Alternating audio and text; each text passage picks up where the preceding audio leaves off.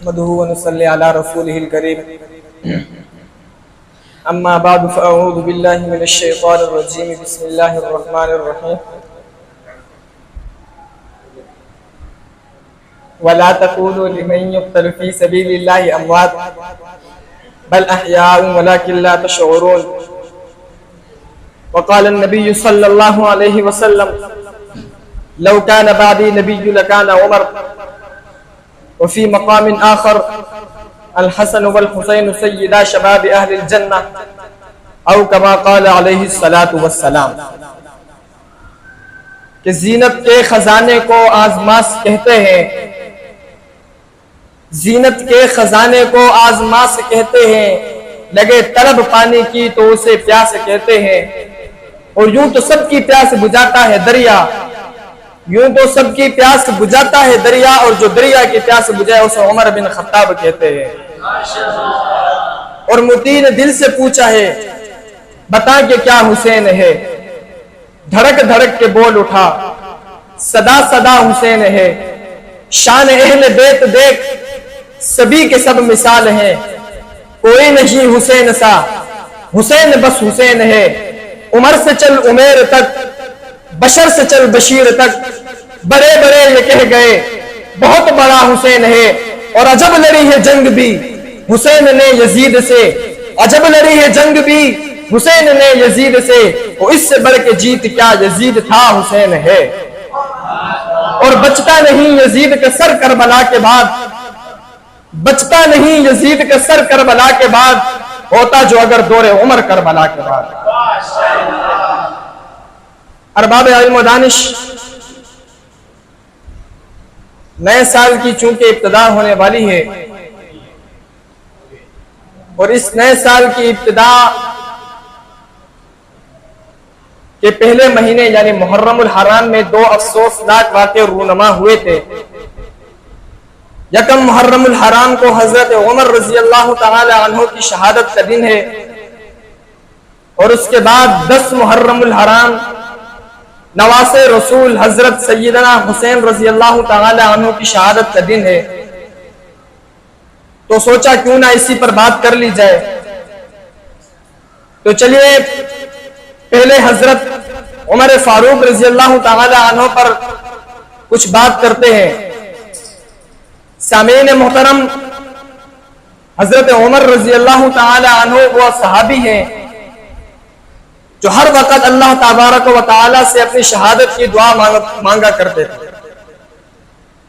اللہ تبارک و تعالی نے حضرت عمر رضی اللہ تعالی عنہ کی یہ دعا قبول فرمائی، اور 27 ذی الحج کو جب حضرت عمر رضی اللہ تعالی عنہ مسجد نبوی پر مصلی نبوی پر کھڑے ہو کر فجر کی نماز پڑھا رہے تھے، تو اس وقت ابو لؤلؤ مجوسی آتا ہے اور حضرت عمر رضی اللہ تعالی عنہ کو خنجر مارتا ہے۔ حضرت عمر رضی اللہ تعالی عنہ 3 دن تک اسی زخموں کی وجہ سے بستر پر پڑے رہتے ہیں، اور بلا آخر یکم محرم الحرام کو جامع شہادت نوش فرما جاتے ہیں۔ سامعین محترم، حضرت عمر رضی اللہ تعالی عنہ جب اسلام لائے، رسول اللہ کے پاس گئے، نماز کا وقت ہوا، رسول اللہ صلی اللہ علیہ وسلم نماز کی تیاری فرما رہے ہیں۔ عمر نے پوچھا یا رسول اللہ یہ کیا کر رہے ہیں؟ رسول اللہ نے فرمایا کہ نماز کی تیاری ہو رہی ہے۔ عمر نے کہا سب سے چھپ کر کیوں، کعبے میں کیوں نہیں؟ رسول اللہ صلی اللہ علیہ وسلم نے فرمایا عمر تیری قوم کے لوگ کعبے میں پڑھنے نہیں دیتے۔ عمر نے کہا یا رسول اللہ یہ کیسے ہو سکتا ہے؟ عمر ایمان لائے اور نماز چھپ کے پڑھی جائے، عمر ایمان لائے دینی معاملات چھپ کر ادا کیے جائیں، عمر ایمان لائے دین پر پابندی چھپ کر کی جائے، عمر ایمان لائے اور اذان چھپ کر دی جائے، یہ نہیں ہو سکتا۔ اسی وقت گئے مجمع میں کھڑے ہوئے اور کہا آج عمر رسول اللہ کے ساتھ کعبے میں نماز پڑھنے جا رہا ہے، آؤ کسی میں ہمت ہو جو اپنے بچوں کو یتیم کروانا چاہتا ہو، جو اپنی بیوی کو بیوہ کروانا چاہتا ہو، آئے اور جو مجھ عمر کا سامنا کرے۔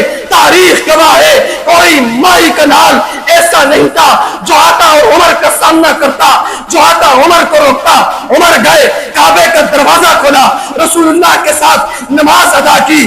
اسی منظر کو شاعر اپنے شعر میں یوں بیان فرماتا ہے کہ جب تک رہے گا سورج اجالا نہ جائے گا، جب تک رہے گا سورج اجالا نہ جائے گا، فلک پر نجوم تابا کا حالا نہ جائے گا، اور نبی نے خدا سے مانگا عمر اسی لیے کہ کھولا کسی سے کعبے کا تالا نہ جائے۔ کیسر روم نے اپنا ایک آدمی حضرت عمر رضی اللہ تعالی عنہ کو قتل کرنے کے واسطے روانہ فرمایا اور کہا کہ عمر کو قتل کر کے آنا۔ وہ آدمی مدینہ منورہ پہنچا،